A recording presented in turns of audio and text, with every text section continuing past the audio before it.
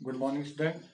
आज हम पढ़ेंगे हिंदी व्याकरण में संधि वाला पार्ट, जिन्हें आप छोटी क्लास में पढ़ते आए होंगे। तो ध्यान से समझना संधि किसे कहते हैं, और ये बहुत ही इम्पोर्टेंट लेसन है आपके पास, जो आगे क्लासों में भी आपके पास आता रहेगा। यहाँ तो चलिए हम पढ़ते हैं संधि।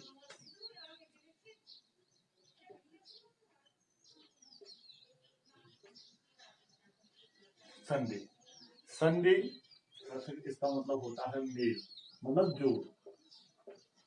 ठीक है, इसको अर्थ होता है, शाब्दिक अर्थ अगर देखें तो मेल। संधि का मतलब मेल, आपस में मेल। लेकिन यहाँ पर अंक तो है नहीं, क्या जोड़ेंगे भाई? अंक को हम जोड़ते हैं, तो यहाँ पर हम क्या करते हैं, वर्णों को जोड़ते हैं। ठीक है, तो जोड़ के जो परिवर्तन आता है वो संधि कहलाती है। तो अब इसकी परिभाषा बनती है कि दो वर्णों के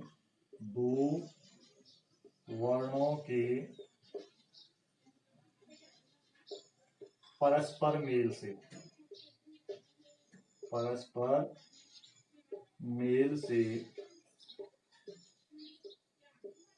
जो विकार उत्पन्न होता है, विकार का मतलब यहाँ पर परिवर्तन से। ठीक है, जो परिवर्तन आता है, जो विकार उत्पन्न होता है, जो परिवर्तन होता है उसे संधि कहते हैं। ठीक है, उसे संधि कहते हैं। तो दो वर्णों के परस्पर मेल से, अब कौन से वो दो वर्ण होंगे, ठीक है, जिनको हम आपस में मिलाएंगे और उसके बाद उसमें एक परिवर्तन आएगा। ठीक, तो कौन से वर्ण है? कहा शब्द का अंतिम वर्ण, पहले शब्द का अंतिम वर्ण। ठीक है, अंतिम वर्ण। धन कौन सा होगा? द्वितीय शब्द का पहला वर्ण, द्वितीय शब्द का पहला वर्ण। ठीक, इन दोनों का परस्पर मेल होगा, तभी जो है विकार उत्पन्न होगा। कभी कभी नहीं भी होता। ठीक, ये ध्यान रखिए कि कभी कभी नहीं होता विकार उत्पन्न। ठीक, अब ये कौन से शब्द होंगे? तो पहले शब्द का अंतिम वर्ण, द्वितीय शब्द का पहला वर्ण में इनमें जो परिवर्तन आएगा वो संधि कहलाएगी। अब देखिए, अब कैसे परिवर्तन आएगा? कभी ध्यान रखिएगा, जब कोई नया शब्द बनता है तो दो सार्थक शब्दों से मिलकर के एक नया शब्द बनता है। फॉर एग्जाम्पल, हमारे पास शब्द है पुस्तक, ठीक, और दूसरा शब्द है आलय। ये दो सार्थक शब्द है हमारे पास। पुस्तक का मतलब किताब होगी, आलय मतलब घर, ठीक है, जहां पर किताबें रहती है। ठीक, उसे पुस्तक का आलय कहते हैं या पुस्तकालय कहते हैं। ठीक है, उसे पुस्तकालय कहते हैं। अब इसमें कहा है कि पहले शब्द का अंतिम वर्ण, तो पहले शब्द का अंतिम वर्ण क्या है? यहाँ पर जब हम इसका वर्ण विच्छेद करेंगे तो इसमें अंतिम वर्ण आ आएगा। ठीक, दूसरे शब्द का पहला वर्ण, दूसरे शब्द का पहला वर्ण क्या है? आ है। ठीक है, अब इन दोनों में परस्पर मेल से जो परिवर्तन आएगा, तो इन दोनों के मेल से क्या परिवर्तन आया? तो इन दोनों के मेल से परिवर्तन आया आ। ठीक, आगे हम पढ़ेंगे कि कैसे जो है दो वर्णों के मेल से क्या परिवर्तन आता है। अब आ गया। अब हमारे पास यहाँ क्या बचा? इसमें से हम आ ले आए, तो यहाँ क्या बचा? पुस्तक का बच जाएगा स्वर रहित। ठीक है, क्योंकि इसके नीचे हलंत लग जाएगा यहाँ पे। ठीक, जब का से स्वर निकल जाता है तो उसके नीचे हलंत लग जाता है। आ यहाँ आ गया, यहाँ से आ यहाँ आ गया था, तो यहाँ क्या बचा? लय। ठीक है, आई बात समझ? अब यहाँ लय बचा, यहाँ लय बचा, यहाँ आ गया, यहाँ पुस्तक बचा, इन सबको जोड़ देना। ठीक है, तो क्या बनेगा यहाँ पर? पुस्तकालय। ठीक है, पुस्तक का है और का के बाद आ आया है, तो पुस्तकालय। ठीक है,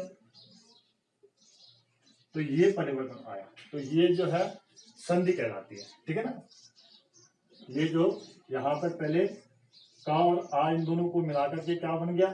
का बन गया, तो पुस्तकालय, ये संधि कहलाती है। कभी कभी जो है परस्पर वर्णों का मेल जो है संधि निकला दे। फॉर एग्जाम्पल जैसे हमारे पास शब्द है दूध और दूसरा शब्द है वाला, ठीक है। अब इनको परस्पर जोड़ेंगे तो इसका तो अ हो गया, इसका व हो गया, ठीक है। परिवर्तन कुछ हुआ नहीं, तो इसमें क्या प्रयोग, ये तो ऐसे आ गया दूध वाला, ठीक है, दूध वाला। तो इसमें तो कोई परिवर्तन आया नहीं, तो जिसमें परिवर्तन नहीं आता वो क्या कहलाते हैं, वो कहलाता है संयोग। क्या कहलाता है, संयोग, ठीक है। और जिनमें परिवर्तन आते हैं वो कहलाते हैं हमारी संधि, ठीक। आई बात समझ। तो दो वर्णों के परस्पर मेल से जो विकार या जो परिवर्तन आता है वो संधि कहलाती है, ठीक। जैसे यहाँ पर हमारे पास जो है ये दो परस्पर वर्ण कौन कौन से हैं, पहले शब्द का अंतिम वर्ण, ठीक, और द्वितीय शब्द का पहला वर्ण, इनमें जो परिवर्तन आया वो संधि कहलाती है। अब आता है संधि विच्छेद, ठीक है। संधि विच्छेद,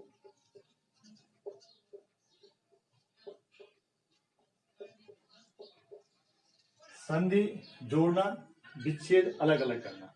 इसी स्थिति में इसको हम फिर पुरानी स्थिति में ले आते हैं, यही तो ये इसकी ये इस शब्द का विच्छेद हो जाएगा, संधि विच्छेद हो जाएगा। ये संधि है, ठीक है, ये संधि बना हुआ शब्द है, और इसको अगर हम पुरानी स्थिति में अलग अलग कर देंगे तो वो संधि विच्छेद कहलाएगा। तो पुरानी स्थिति में वही हो जाएगा, पुस्तक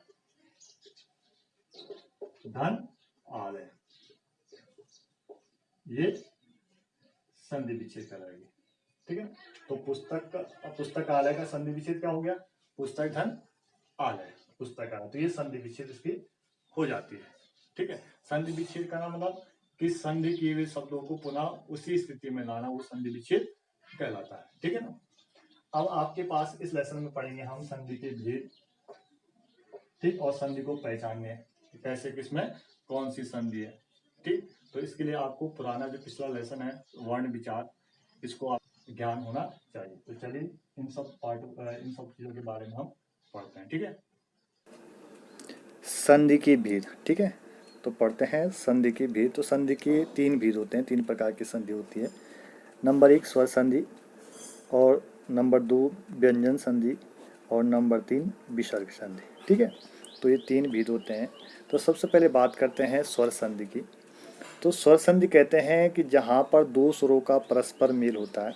स्वर हमारे पास 11 होते हैं, उन 11 स्वरों को हम आपस में जोड़ते हैं, और उन 11 स्वरों को आपस में जोड़कर जो परिवर्तन आता है वो स्वर संधि कहलाते हैं। मतलब इसमें हम स्वरों के ही मेल को यहाँ पर स्वर के साथ स्वर ही जोड़ते हैं, व्यंजन और विसर्ग का प्रयोग नहीं करते।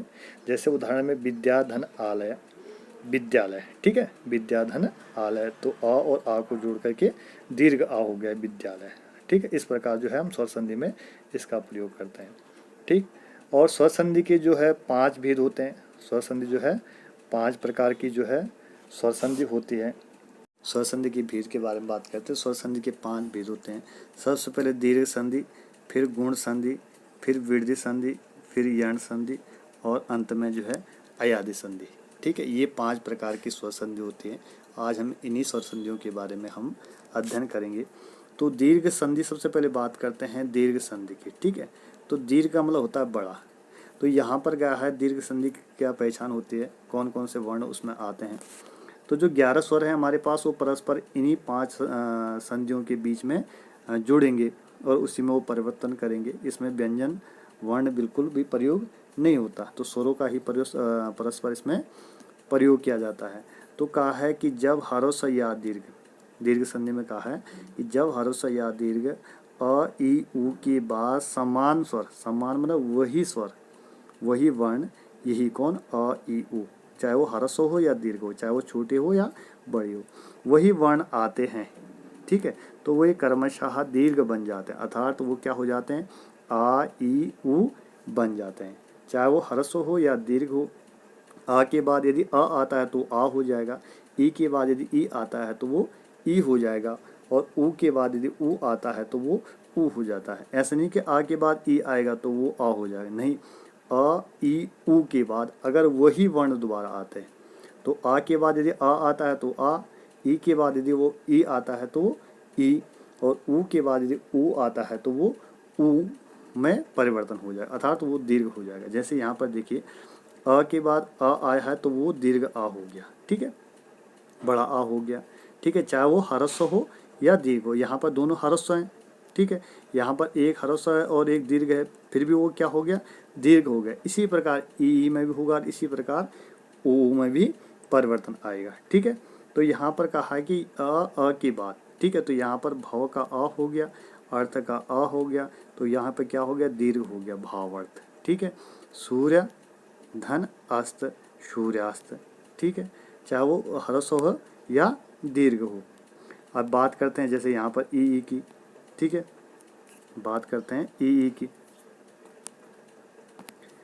अब यहाँ पर चाहे ह्रस्व ई हो, दोनों ह्रस्व ई हो तब भी क्या होगा, दीर्घ ई होगा। चाहे एक ह्रस्व हो और एक दीर्घ हो तब भी क्या होगा, दीर्घ होगा। चाहे दोनों दीर्घ दीर्घ क्यों न हो तब भी क्या होगा, दीर्घ होगा।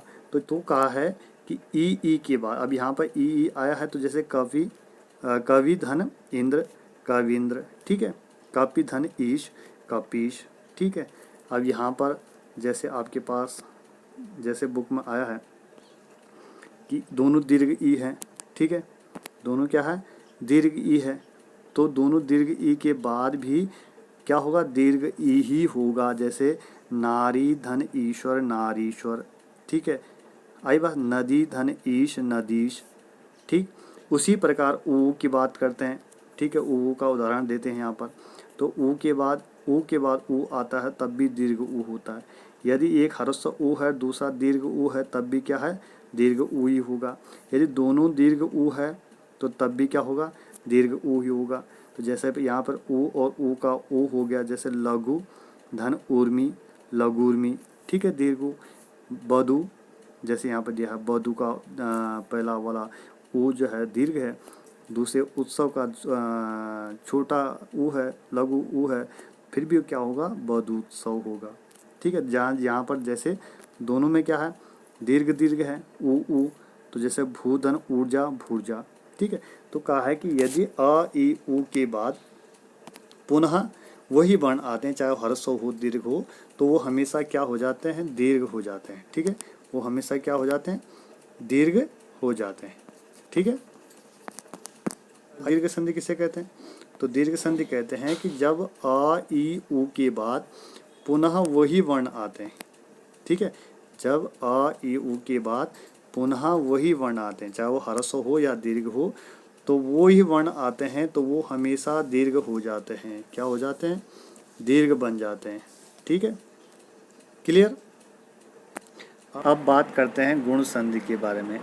तो गुण संधि में कहा है कि यदि अ के बाद ई आता है, ठीक है, अ के बाद यदि ई आता है तो दोनों को मिलकर ए हो जाता है, ठीक है, और यदि ऊ आता है तो दोनों को मिलकर के ओ हो जाता है, और यदि री आता है तो दोनों को मिलकर के अर हो जाता है।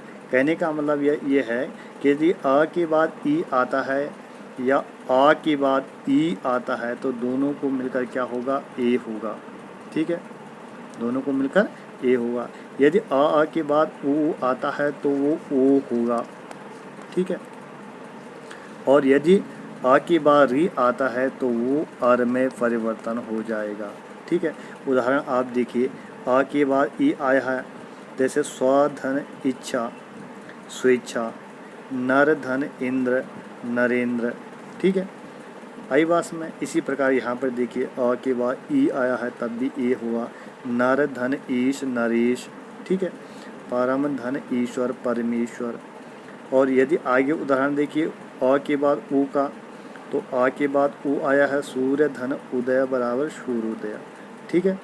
इस प्रकार क्या होगा, गुण संधि में क्या परिवर्तन आएंगे, आ के बाद ई आया तो ए, ऊ आया तो ओ, और री आया तो अर में परिवर्तन होगा, ठीक है। अब जैसे आ के बाद री आया है तो अर देव धन ऋषि देवर्षि, ठीक है, आ के बाद री आया है तब भी जो है अर में ही परिवर्तन होगा।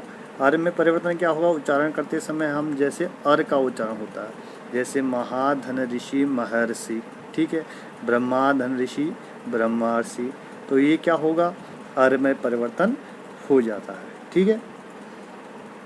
आई बात समझ में? तो यदि अ के बाद ई आता है तो ए, और उ आते हैं तो ओ, और री आता है तो वो अर में परिवर्तन हो जाता है, वो गुण संधि के अंतर्गत आते हैं। ठीक है बेटा, चलिए अब बात करते हैं वृद्धि संधि की। तो वृद्धि संधि में कहा है कि यदि अ की बात, यदि अ की बात ए आई आता है तो दोनों को मिलकर आई हो जाता है। ठीक है, दोनों को मिलकर आई हो जाता है। और यदि ओ और औ आता है तो दोनों को मिलकर औ हो जाता है। ठीक है, दोनों को मिलकर क्या हो जाता है? औ हो जाता है। ठीक है, जैसे यहाँ पे उदाहरण दिए हैं कि अ के बाद ए आया है तो आई आया है, जैसे एक धन एक बराबर एक एक। ठीक है, यहाँ पर अ के बाद ए आया है तो आई हो गया। अ के बाद यदि ऐ आता है, ठीक है, अ के बाद यदि ऐ आया है तो तब भी ऐ होगा। ठीक है, जैसे परम धन ऐश्वर्य। ठीक है, जैसे यहाँ पर लिखा परम धन ऐश्वर्य बराबर परमेश्वर्य। ठीक है, यहाँ पे आ के बाद ए आया तब भी ऐ आया है, जैसे सदा धन एव सदैव। ठीक है, आई बात समझ में? और यदि आ के बाद ओ आता है तब भी औ होगा। ठीक, जैसे वन धन औषधि वनौषधि। ठीक, आई बात समझ में? महाधन ओज महोज। ठीक है, महाधन औदार्य महोदार्य। तो कहने का मतलब ये है कि यदि आ की बात, यदि आ की बात ए आई आता है, ठीक है, यदि आ के बाद ए आई आता है तो दोनों को मिलकर आई होता है, दोनों को मिलकर क्या होता है? आई परिवर्तन होता है। ठीक है, आई परिवर्तन होगा। और यदि ओ औ आता है तो तब भी दोनों को मिलकर औ ही होगा। ठीक है, तो यह है वृद्धि संधि के नियम। अब बात करते हैं यण संधि की। तो यण संधि में कहा गया है कि यदि ई के बाद कोई भिन्न स्वर आता है, ई के बाद कोई भी स्वर आता है तो ई या में परिवर्तन हो जाता है। ठीक है, और यदि ऊ के बाद कोई भिन्न स्वर आता है तो ऊ वा में परिवर्तन हो जाता है। ठीक है, और री के बाद अगर कोई भिन्न स्वर आता है तो री जो है र में परिवर्तन हो जाता है। ठीक है, यदि ई के बाद कोई भिन्न स्वर आता है, जैसे यहाँ पर देखेंगे आप, ई के बाद कोई भी भिन्न स्वर आता है तो वो या में परिवर्तन होगा, जैसे अति धन अधिक तो अत्यधिक। ठीक है, अति धन अधिक बराबर अत्यधिक। यदि धन अपि यद्यपि। ठीक है, नदी धन अर्पण नद्यर्पण। ठीक, इसी प्रकार ऊ के बाद अगर कोई भिन्न स्वर आता है, ऊ के बाद यदि कोई भिन्न स्वर आता है तो वो व में परिवर्तन हो जाएगा, व में परिवर्तन हो जाएगा, जैसे सुधन अच्छ स्वच्छ। ठीक है, सुधन आगत स्वागत। ठीक है, अब री के बाद अगर कोई भिन्न स्वर आता है तो र में परिवर्तन हो जाएगा, जैसे मात्र तरह का री हो गया, उसके बाद आनंद आया है, आ आया है। ठीक है, तो क्या होगा? र में परिवर्तन हो जाएगा, मात्रानंद। ठीक है, मात्रानंद। ठीक है, इसी प्रकार मात्र धन इच्छा मातृच्छा, ये क्या हो जाएगा? र में परिवर्तन हो जाएगा। तो ये था यण संधि। ठीक है, तो यण संधि में क्या गया है कि ई के बाद कोई भिन्न स्वर आता है तो या बन जाता है, या में परिवर्तन हो जाता है, और ऊ के बाद कोई भिन्न स्वर आता है तो वो वा में, और री के बाद कोई भिन्न स्वर आता है तो वो रा में परिवर्तन हो जाता है। ठीक है, अब बात करते हैं लास्ट वाली जो अयादि संधि है। तो अयादि संधि में क्या होता है कि अयादि संधि में जो है, अयादि संधि में कहा है कि ए आई और ओ औ के बाद कोई भी भिन्न स्वर आता है या कोई भी अन्य वर्ण आता है, स्वर वर्ण। ठीक है, तो क्या होता है, ए जो है वो आया आया आदेश करती है, मतलब आया का उच्चारण करवाती है। ठीक है, और आई जो है वो आय का उच्चारण कराती है, आय आदेश कराती है। ठीक है, आय आदेश कराती है। ओ जो है वो क्या करता है? अव आदेश करता है, अव आदेश मतलब अव का उच्चारण करवाता है। ठीक है, और औ जो है वो क्या करता है? आव का आदेश करता है या अव आदेश करवाता है। ठीक है, तो यहाँ पर देखिए, उदाहरण में देखिए, ए के बाद कोई भिन्न स्वर आता है तो आया, आय के बाद कोई भिन्न स्वर आता है तो आय, और ओ के बाद कोई भिन्न स्वर आता है तो अव आदेश होता है। और औ के बाद कोई भिन्न स्वर आता है तो आव आदेश होता है। ठीक है, अब जैसे यहाँ पर देखिए नय धन अन, ठीक है, ऐ के बाद कोई भिन्न स्वर आया मतलब अ आया है तो नयन, जब उच्चारण करेंगे अय आदेश मतलब अय आव आय में बदल जाता है तो अय नयन हो गया। ठीक है, ए के बाद देखेंगे तो ए के बाद कोई भिन्न स्वर आया, जैसे गए धन अक तो गायक। ठीक है, आया, आय का आदेश हो रहा, उच्चारण हो रहा, आया गायक। ठीक है, इसी प्रकार ओ का देखेंगे तो भो के बाद यदि अन्य वर्ण आया है यहाँ पर, जैसे अ आया है, ठीक है, तो क्या होगा, अव होगा भवन। ठीक, और यदि औ के बाद कोई अन्य वर्ण आता है तो आव का आदेश होगा। ठीक है, जैसे पौ धन अक बराबर पावक। ठीक है, नौ धन एक नाविक। ठीक है, इस प्रकार क्या होगा, क्या होगा कि ए के बाद ए का आया, ऐ का आया और ओ का अव और औ का आव आदेश होता है। ठीक है, तो ये अयादि संधि के नियम है। तो ये अयादि संधि की ही उदाहरण, जैसे नयन शयन, ठीक है, अया आदेश, ठीक है, नायक गायक, ठीक है, पवन, ठीक है, भवन, इस प्रकार की। ठीक है, भोधन अक के बाद भावुक, ठीक है, पावक भावक। ठीक है, इस प्रकार जो है ये आदेश यहाँ पर होता है। तो ये थे आपके पास स्वर संधि, उम्मीद है समझ में आ गया होगा आपके। ठीक है, चलिए, धन्यवाद।